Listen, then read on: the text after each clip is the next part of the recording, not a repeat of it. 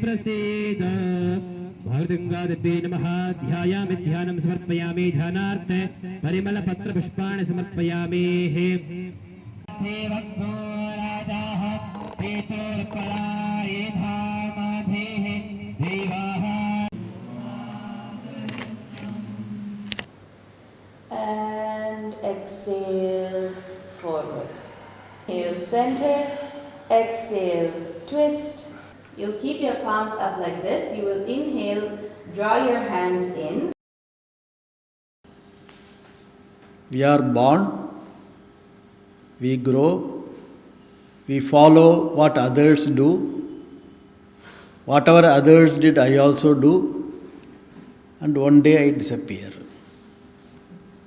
Is this the life?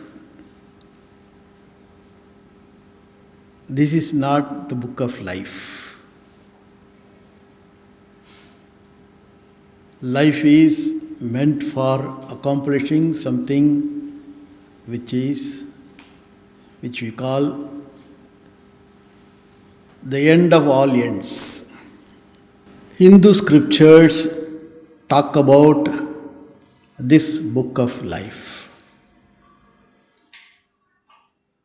When we have certain understanding about this, then whatever we do in life gains meaningfulness. Whatever we do in life, whatever other knowledges that we gain in life, all of them gains meaningfulness when we know what is the ultimate end we have to accomplish.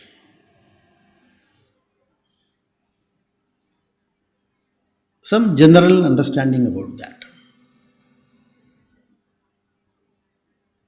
For life to be meaningful, for everything that we do to become meaningful. Otherwise, we do lot of things groping in darkness.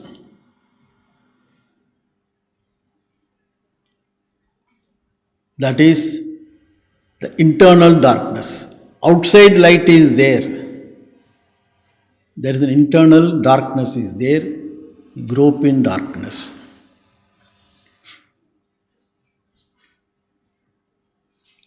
These questions become meaningful because whatever we accomplish in life, we always find we are still lacking. Lot of money one can earn, still one finds lacking. Whatever powers one gather, still one finds lacking. If money is the ultimate, whoever has got billions and billions, they should be happy. We don't find. I am Swamini Chidekarasananda Saraswati, very big name. I was recently initiated into sannyasa. So sannyasa is the renunciate life. So in Hinduism, this is the order of renunciation, this color, robes. So last year, Shivaratri, Sakshat Ji, my guru, he gave this color. So my name changed and it's like a second birth. So I've just recently turned 1 year old. And I've been in this field for many years, although not as a sannyasi. I've been a spiritual seeker from around, young age. At 18, 19, I came to India. I had finished my bachelor's, or I was in my second year actually, and then I came here just to discover this knowledge, to understand more about spiritual life. So I've been back and forth in India many, many years. But I finally met Swami Dayananda quite recently, 2008, in London. So I had not heard of him. Before that, I had other previous teachers and masters. I learnt things under, not this knowledge, but other things. And I met him in London, and I heard him for just one talk, and I recognized that this is what I want to do. And so I came back, did a long-term course, Vedanta Sanskrit in South India. He has a Gurukula, actual school of learning this in South, like this, but it's more isolated. It's in a forest. So it's like the Gurukulas you read about in Ramayana or, Mahabharata, the Itihas like that. You have little kutiyas and you're living with the wild animals. So we are not shocked if we see a wild elephant come in the morning or, sometimes I open my door and see this huge tusker. So we had to live with scorpions, snakes, all of this. But everything in harmony. It was a wonderful experience. And you're immersed in this self-knowledge from early morning, 4:30 till 10 at night. You have classes regularly in Sanskrit, in Vedanta, Upanishads, also in chanting. So chanting also becomes an upaya or a help in spiritual life. So I thought I will give you an exposure of some of the types of chanting. And I was asked for the script, but unfortunately I have not prepared because I was just told to take the class. But I will give you whatever we have learned. I will type it up and then you can have a copy of it before you leave. So I'd like to begin with a kirtan. So this is a form of singing, bhajan. We have in North and South India. So generally it is in Sanskrit or Hindi. And usually you take one nama, so we have many names of the one.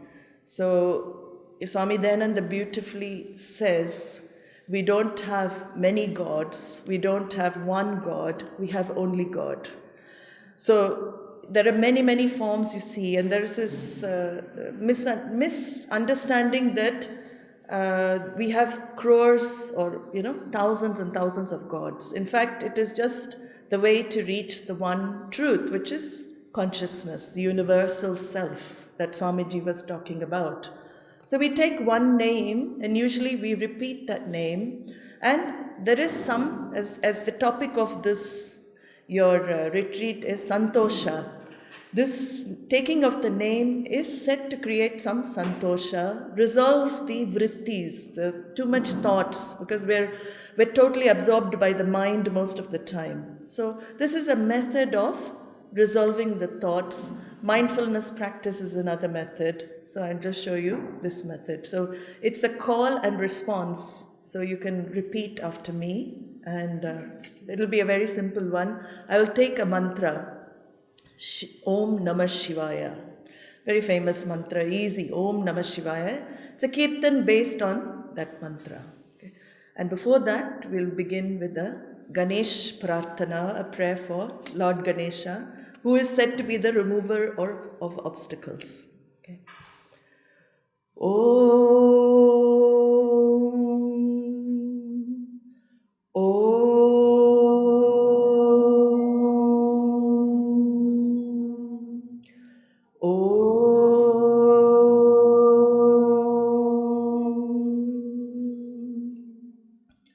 Ganana Tva Ganapatigum Havamahe Kavim Kavinamupamashravastamam Jeshtarajam Brahmanam Brahmanaspati Shrinvannoti Bisida Sadhanam Om Mahaganapataye Namaha.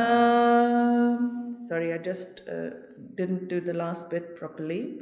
I will chant a non-Vedic Ganesha mantra, so I didn't have the script with me. Om.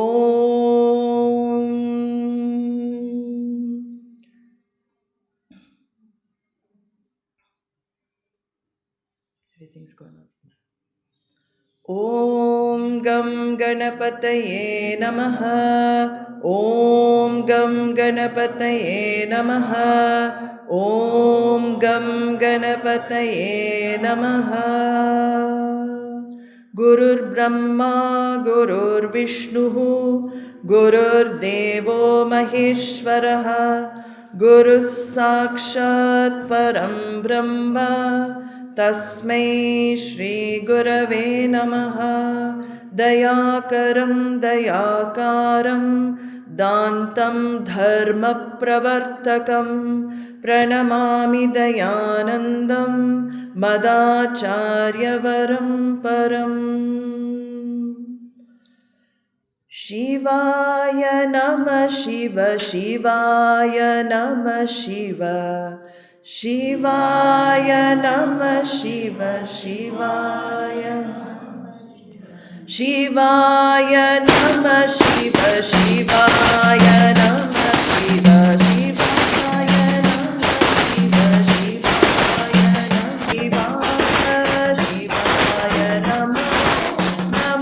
Shiva, Shivaya Namah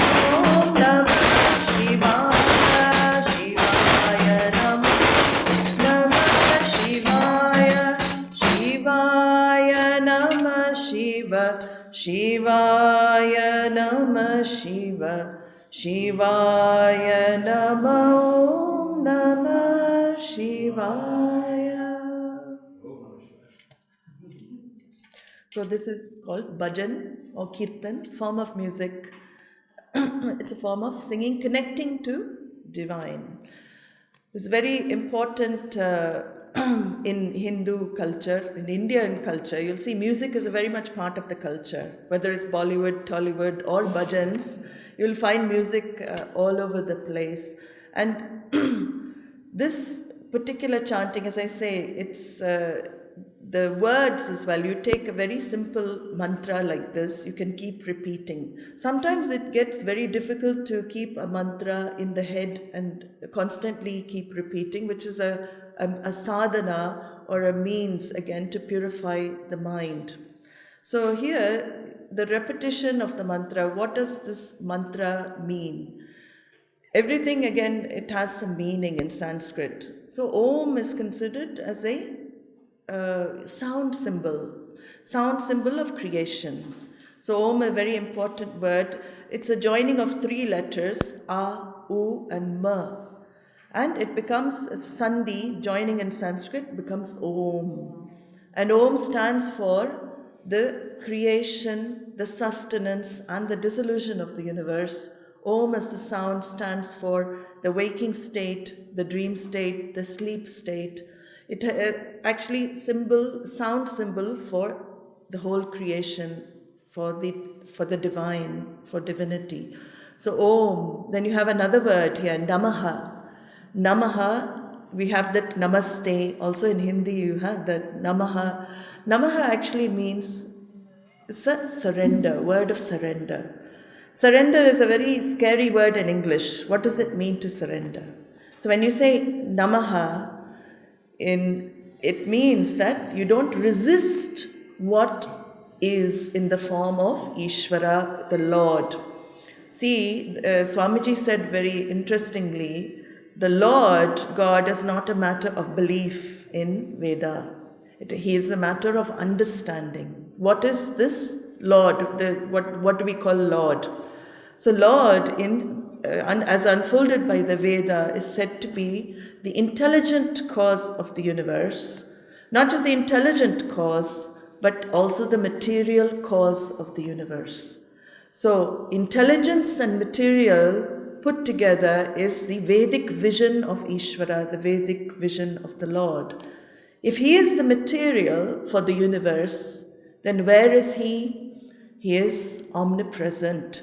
If he is a very material for the universe, he is in and through everything in this universe. That's what we call consciousness. So the nature of Lord is actually formless.